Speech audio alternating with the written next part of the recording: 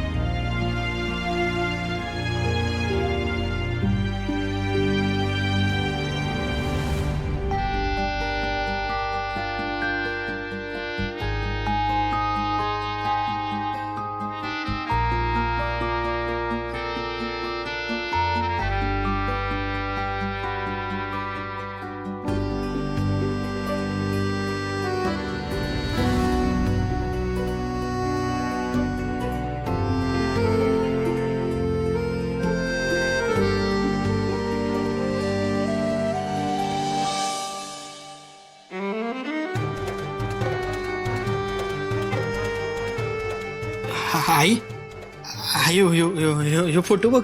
ह्यो फोटो काढताना काय गंमत झाली आठवते का तुला? हा, अगं तो फोटोग्राफर मला सांगत होता की अक्षराचा हात हातात घे म्हणून.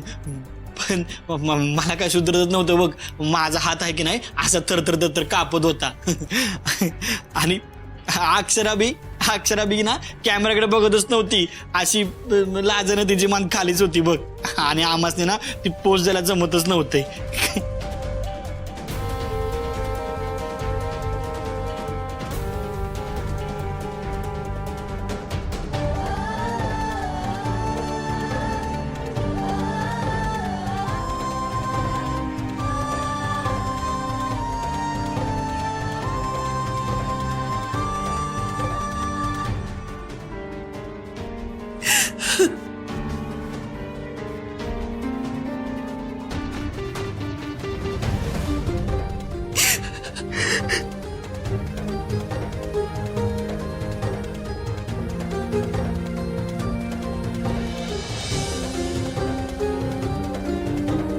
रडा रडा, अजून रडा. इतकं रडा की पार सारा घरदार वाहून गेलं पाहिजे. हे असं आयुष्यभर रडायचंय तुम्हाला.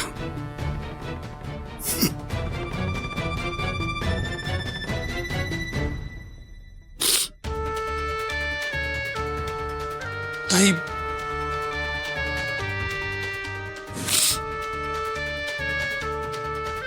अगं ते भागातली काही लोक आले तिथं. ते पाचगावच्या सरपंचनी गावातली बरीच प्रतिष्ठित मंडळी बी आहेत त्यांच्या संग. त्यासनी तुझ्याशी बोलायचंय. असे अचानक आलेत? काय इशे? अगं ते मला बी कळण झालंय, तू जरा एकदा येऊन बघतेस का? चल घे.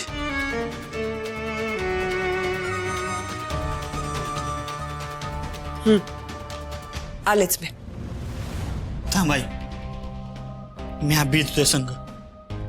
सुंदर अरे नको, मी बघते. नाही, मी अभि येणार. आता जे काय संकट असेल ना त्याला सामोरं जायची माझी तयारी आहे. तू नको काळजी करूस. चल.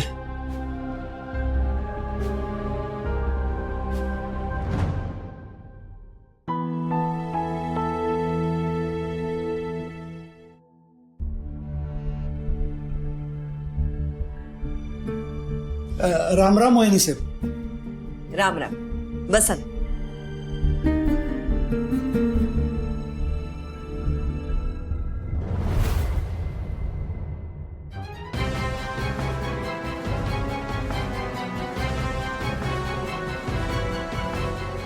पाटील, तुम्हाला बोलायचं होतं ना ताई संग? नाही म्हणजे मनात काय आडगाठी ठेवू नका. तुम्हाला जे काय बोलायचं असेल ते तुम्ही बिनदिक्कत बोला. होय होय, ते बोलायलाच तर आलोय.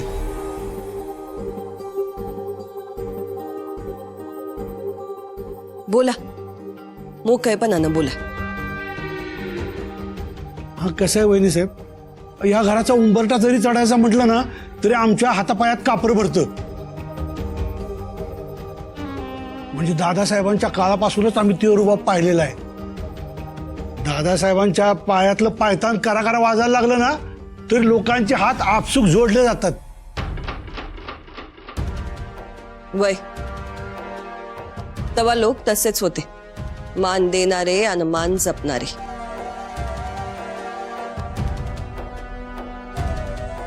खरंय, काळ बदललाय, पण आज सुधी कुणाची टाप नाही या घराच्या कौलाकडे बघायची. हा, वय आपण मुद्द्याचं बोलूया. हा हा तेच, पण ते कसं बोलावं ते सुचत नाही. म्हणजे वहिनी साहेब, आम्ही जे ऐकलं ते खरं आहे का? नाही म्हणजे गावात तशी चर्चा आहे. गावभर वावड्या उठल्यात, खोटं आहे बाई. वावड्या उडतायत, पण आम्ही तुमच्याकडे बघून या कारणानं ऐकून त्या कारणानं सोडून दिलं बघा.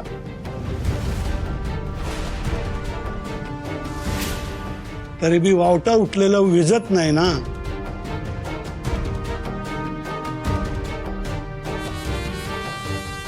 मी स्पष्ट विचारतो, सुंदर सूर्यवंशीने कुठल्या तरी बाईवर अतिप्रसंग केलाय असं मी ऐकलंय. खरं आहे का?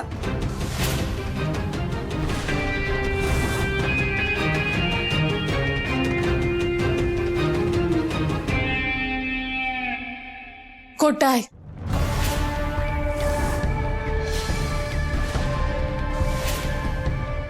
उगा काहीतरी ऐकलं म्हणून ड्युटी घेऊन आडायला लावू नकासा. सुंदरनी काय बी चूक केलेली नाही.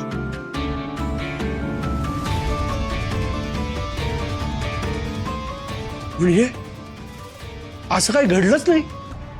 आता काय घडलं आणि का घडलं हे मला तुम्हाला सांगायची काय बी गरज नाही.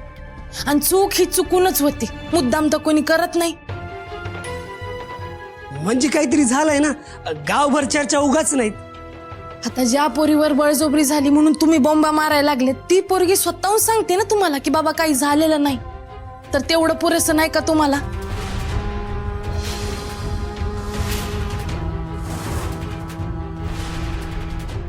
आणि सुंदरचा यामध्ये काय बी दोष नाही. उलट त्याचं लय उपकार आहे ती माझ्यावर. त्यानं मला सांभाळलं, मला इथं राहायला जागा दिली, हेच लय आहे माझ्यासाठी.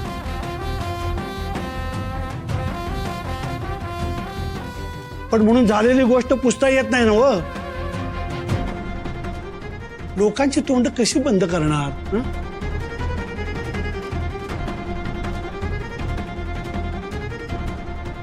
कसं आहे पाटील साहेब, तुमचा काहीतरी गैरसमज झालाय.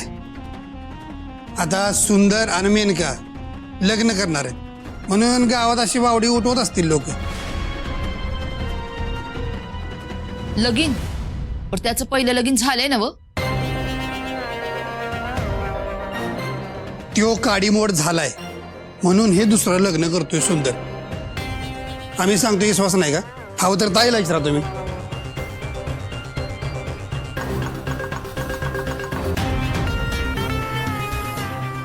वय यशवंता म्हणतो ते खरं आहे.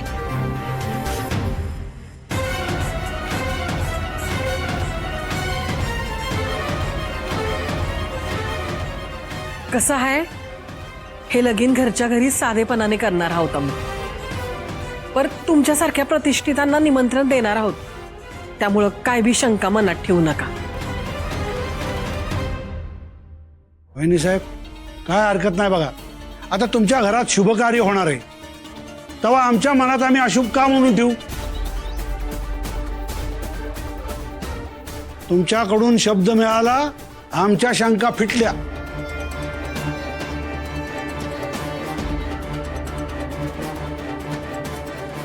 येतो आम्ही. आणि सुंदरराव तुम्हाला शुभेच्छा.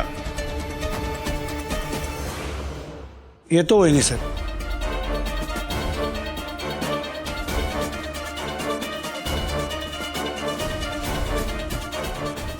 बघितलंच वहिनी मेनकाने आपल्या घराच्या आणि सुंदरच्या इब्रतीचा विचार केला. तिच्या मनात जर का काही वाईट असतं ना तर आपल्या घराण्याची अब्रू वेशिरा टांगायला येळ लागला नसता तिला. पोरगी एवढा विचार करते आपला तर आपण बी तिचा विचार केला पाहिजे का नाही. आता हे लग्न लवकरात लवकर व्हायला पाहिजे बघ.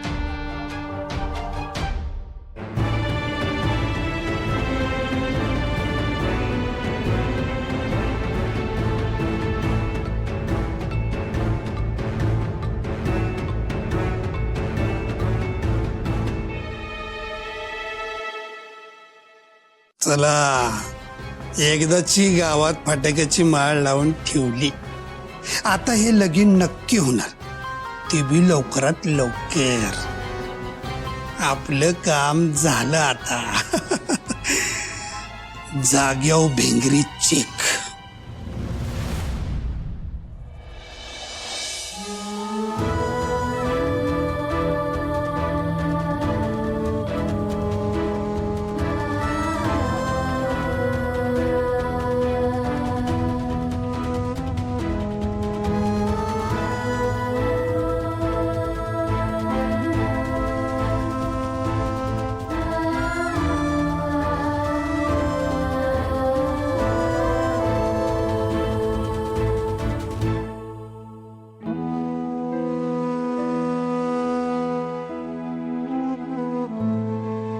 हे समज करून मन शांत झालं असेल ना तुझं.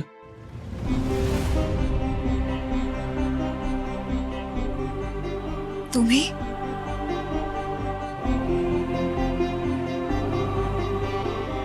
एकदम खुश आहेस. हो. आणि हे काय छोटे मालक असे फुग्यातली हवा गेल्यासारखे बसून काय राहिल्यात. असं बसून काही होणार नाहीये. छोटे मालक हो.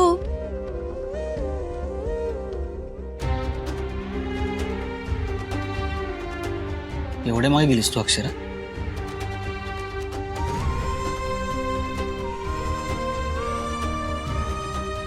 पुढे जाऊन जर गुंते वाढणार असतील तर मागे गेलेलं बरं नाही का. जिथे आपल्याला ज्या वाटेवर सुख गवसलं होतं ना तिथपर्यंत मागे जाऊन गुंते सोडवावे लागणार आहेत.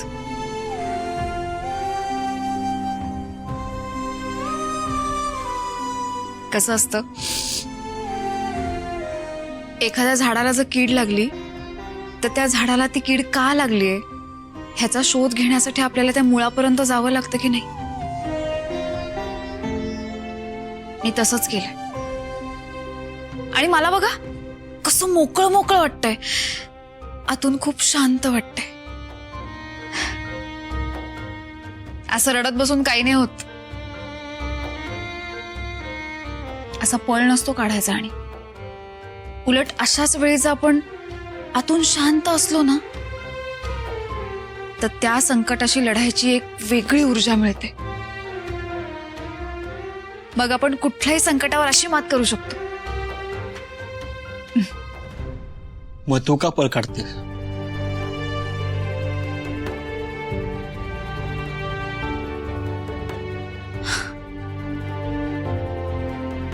मी कुठे पळ काढतेय?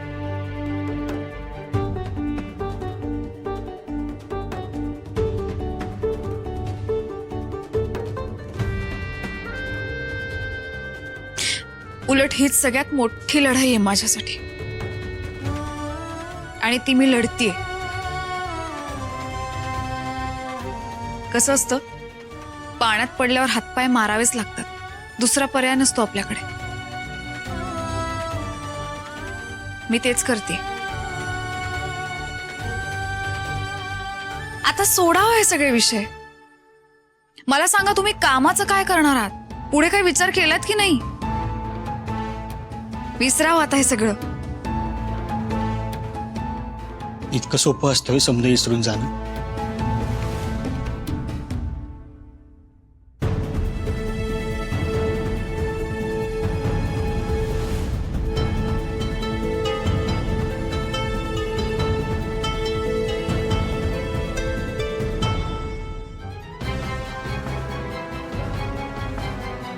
सांग की, इतकं सोपं असते? करावं लागेल. पुण्यांदा कधी समोर आल्यावर ओळख दाखवशील ना?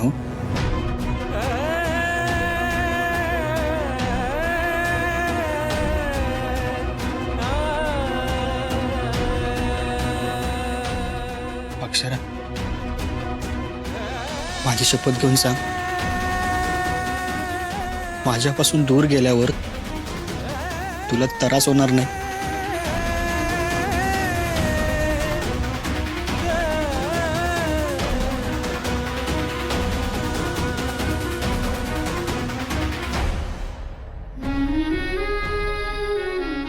ठीक आहे,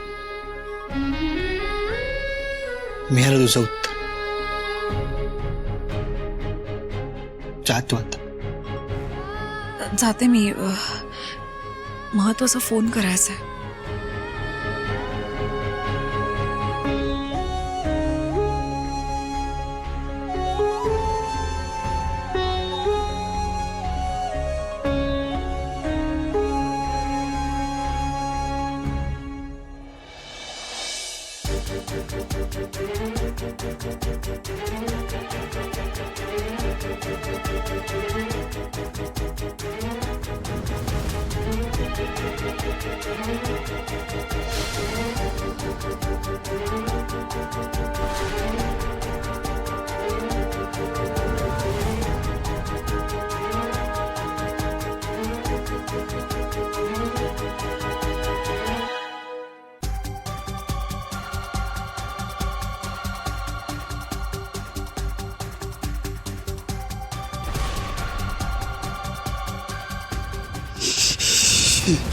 एवढ्या थंडी गारट्याचं हिनं मला आईस्क्रीम आणायला सांगितलंय. ऋषीचं पण काय काय. ए, कोण आहेस तू? हा, आणि इथं डायरेक्ट वाढत कसा काय घुसायला लागलायस? एक मिनिट, चोर बेर आहे काय तू? चोर वगैरे नाही मी. मेनका ताईला भेटायला आलोय. मेनका ताईला भेटाय? अरे पण कोण आहेस तू? ते मेनका ताईला माहित. काय? अहो म्हणजे त्यांच्या गावाकडनं आलोय मी. आता तुम्हाला काय माहित असणार? अरे हे असं घोंगडं बांगरून घेऊन तोंड लपवून का चाललाय आतमध्ये? थंडी आहे. कसं साहेब, आपण जर तोंड उघडलं तर समोरचा गार होतोय. अरे काय बोलायला लागलायस, कळते का तुला? अहो मेनका ताईला बोलवा, तिला लग्नाच्या शुभेच्छा द्यायला आलोय मी. लग्नाच्या शुभेच्छा? एवढ्या रात्री त्याची काय गरज आहे? नाही म्हणजे फोनवरनं पण देता येतात की शुभेच्छा. आपलं कसं आहे ना एकदम थेट असतं. हा बरं जा त्यांना बोलवा, इथं वाढीचार नको. अजून बी लय काम आहेत माझे तिच्याकडे.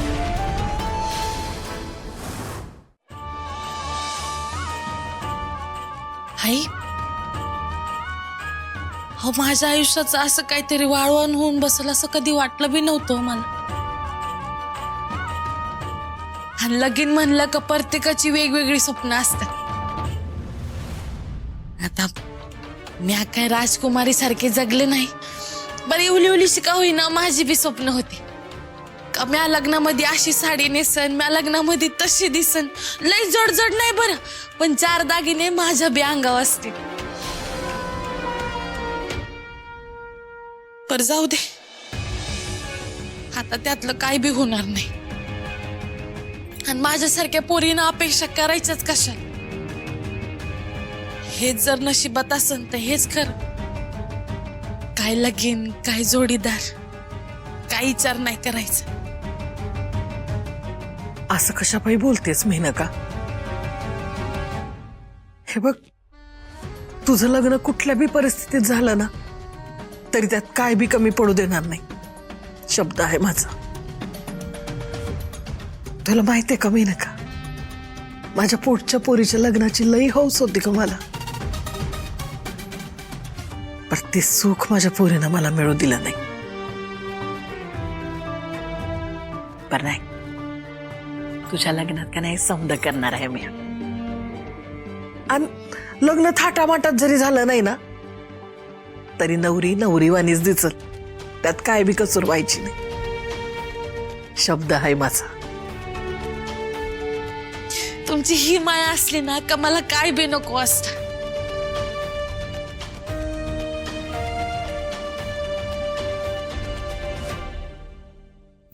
नवरी ही नवरीवानीच दिसायला पाहिजे. आणि अक्षरा, तुला हेच झोमणार आहे. तुला जिवंतपणी मरण देणार आहे मी, मरण.